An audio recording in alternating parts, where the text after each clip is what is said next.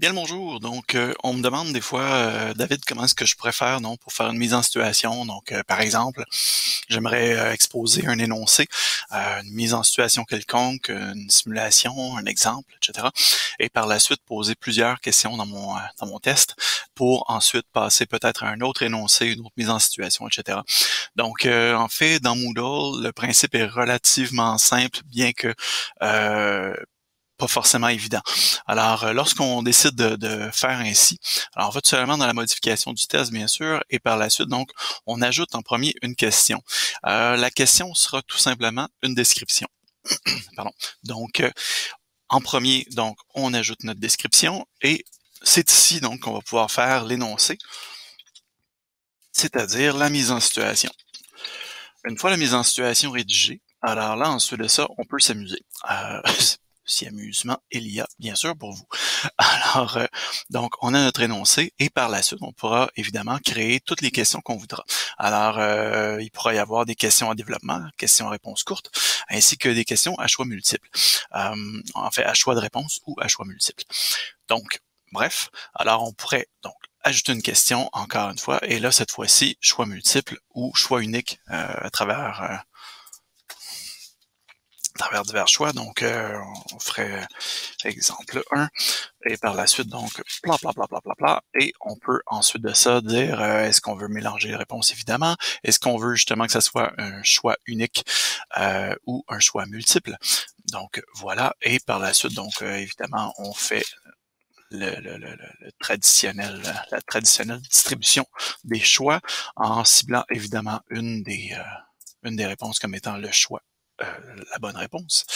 Et par la suite, voilà, c'est fait.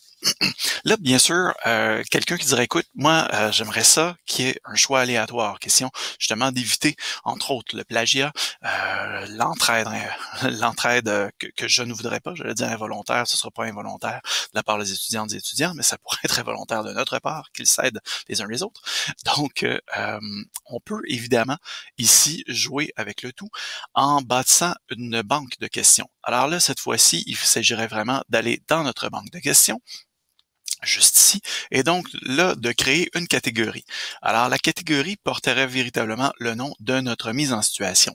Alors, euh, quelle que soit la discipline, que ce soit en discipline en économique, en soins infirmiers, en histoire, en technique policière, etc.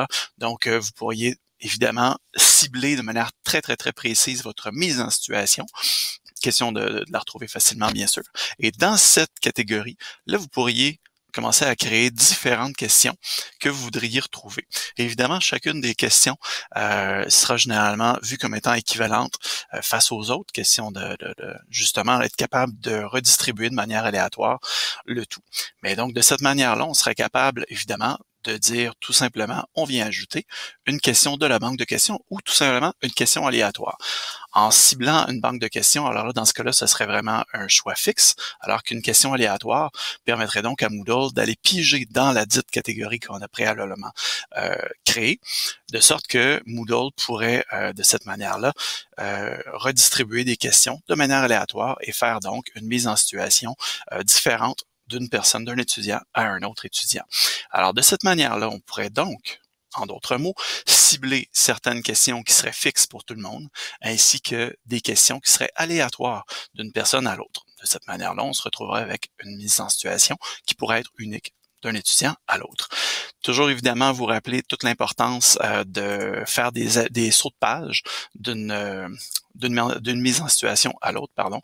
De cette manière-là, évidemment, on vient protéger également la sécurité informatique de nos mises en situation, question que l'étudiant puisse passer d'une mise en situation à l'autre et donc sauvegarder les réponses préalablement rentrées.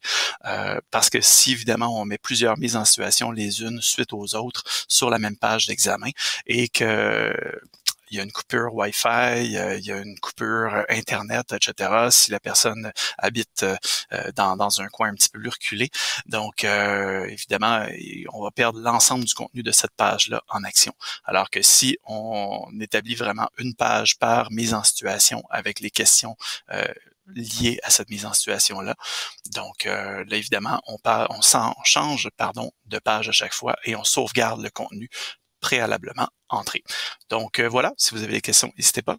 Merci.